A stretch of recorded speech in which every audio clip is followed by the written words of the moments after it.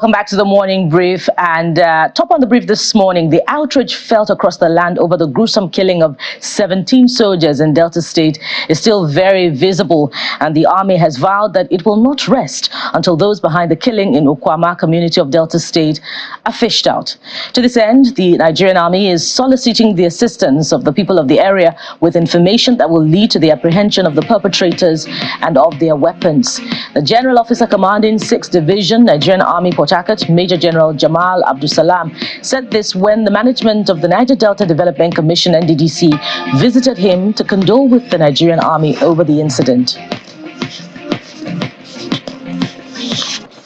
No harm will come to anybody.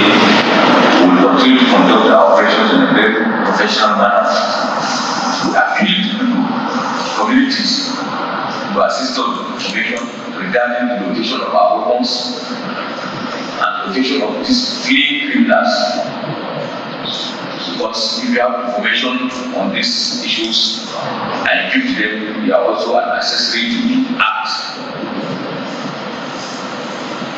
The Armed Office is a symbol of our democracy. All of us in the Armed Forces who are good to defend our mission is to get our weapons that have been handed away by these criminals back and to arrest all those that took part in the gruesome murder of our officers and soldiers. Therefore, we're going to be in fix until those objectives are met. In the meantime, the governor of Delta State, Sheriff Oborevori, has cautioned traditional rulers in the state against shielding those involved in the killing of the military personnel in Okwama community. Governor Oborevori gave the stern warning while meeting with the traditional rulers at the State House. Those people who committed that evil act must face the wrath of the Lord. Both should use because Delta State is God until the tenets of the rule of law and human decency. You cannot tolerate that from ourselves. It has never happened in this day before. Oh, just two measures, one captain and 60 soldiers. We will not have that power in the state. But the question is, it has happened. What do we do?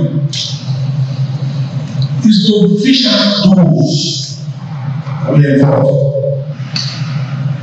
Any people, these are all people. Any kingdom that is hiding there, you should know that that kingdom will face symbols.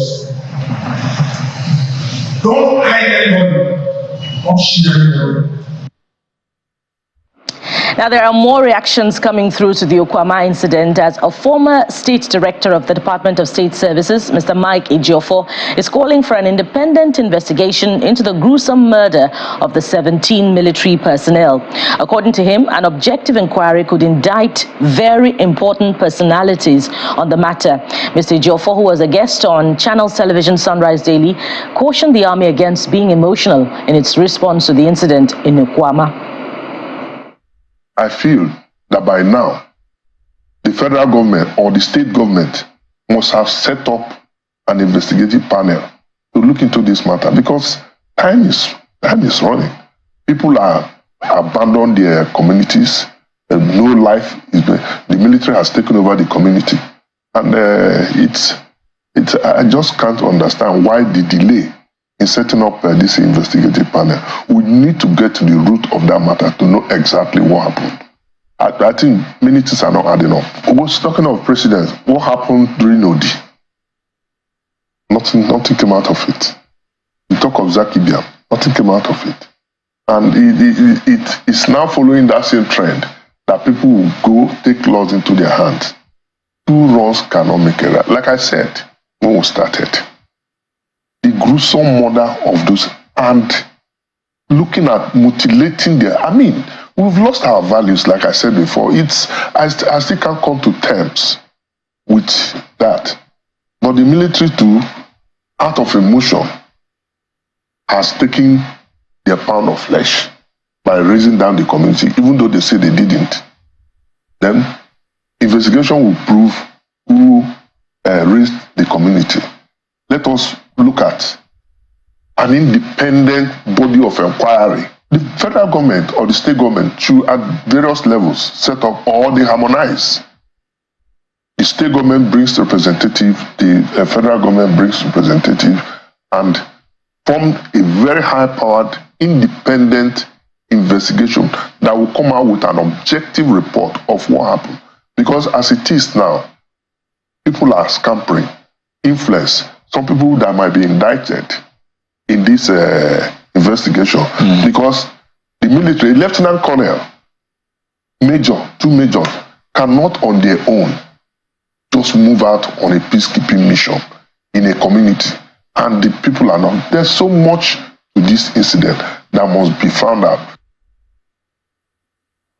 There's more on security as Nigerian army troops working in collaboration with vigilantes have eliminated a dangerous terrorist who was masquerading as a police officer in Sokoto State to perpetrate heinous crimes. The violent extremist who was eliminated on Wednesday, the 20th of March, had often employed disguise to deceive and kidnap unsuspecting victims. The sting operation was conducted following credible intelligence, and the suspect was neutralized in a gun battle with the troops. The troops also uncovered and destroyed a house used as a covert facility by insurgent kingpins to store drugs and administer treatment to wounded insurgents.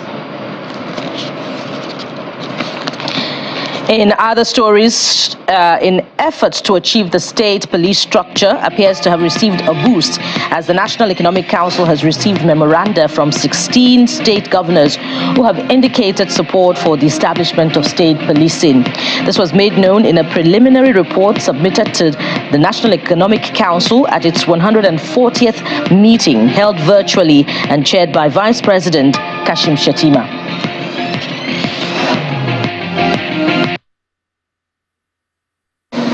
As we review the progress of the interventions and deliberations we have championed to prevent natural disasters across Nigeria, we combat crude oil theft in the Niger Delta to alleviate the short-term inflationary impacts of our economic savings decisions, to mitigate environmental damage and to curb revenue loss.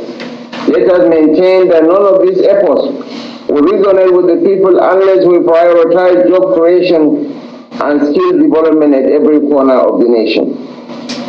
Your Excellencies, distinguished ladies and gentlemen, I want to assure you that we are not going to pause our efforts until our people are basking in the opportunities we promise.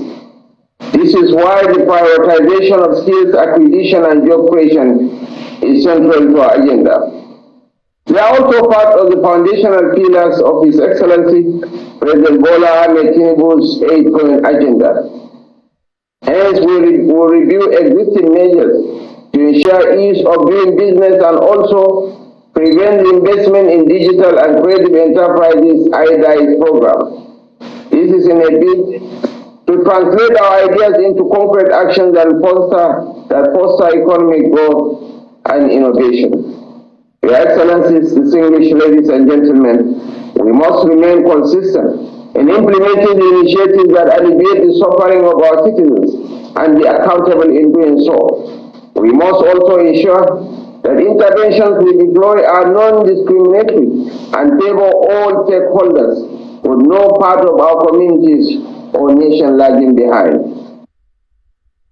Indeed, a major development there, and the expansion on that memoranda from 16 subnationals is sure to expand further in the coming days.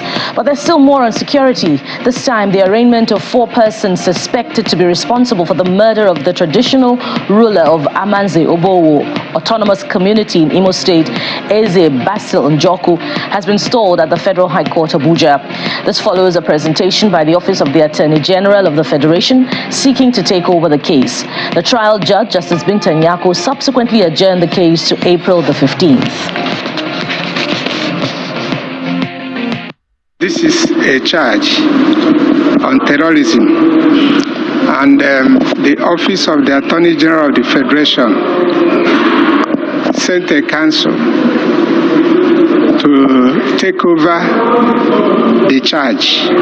And the counsel that came to court said they have written to the Office of the Inspector General of Police to transfer the case file since September last year.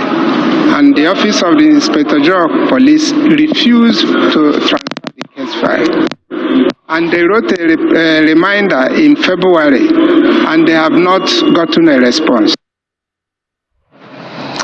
And now to business. UK multinational financial institution Standard Chartered Bank says it expects global oil demand to reach unprecedented levels in May, that will be May 2024, due to ongoing geopolitical tensions and supply constraints in the energy markets.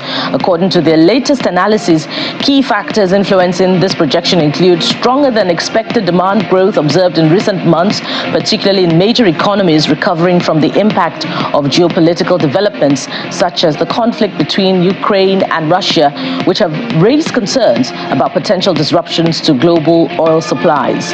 Meanwhile, global oil prices have pulled back some of their previous gains, pressured by weaker U.S. gasoline demand data and reports of a United Nations draft resolution calling for a ceasefire in Gaza.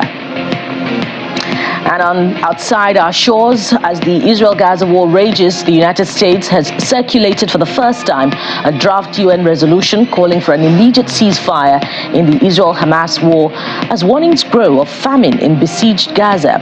The U.S. Secretary of State has flown to the Middle East to discuss a post-war plan to govern and secure Gaza. Antony Blinken's talks with Arab leaders in Saudi Arabia and then Egypt will focus on what the U.S. calls an architecture for lasting peace. It comes as witnesses say Israeli forces had escalated their operation around Al-Shifa Hospital in Gaza City, carrying out a number of airstrikes.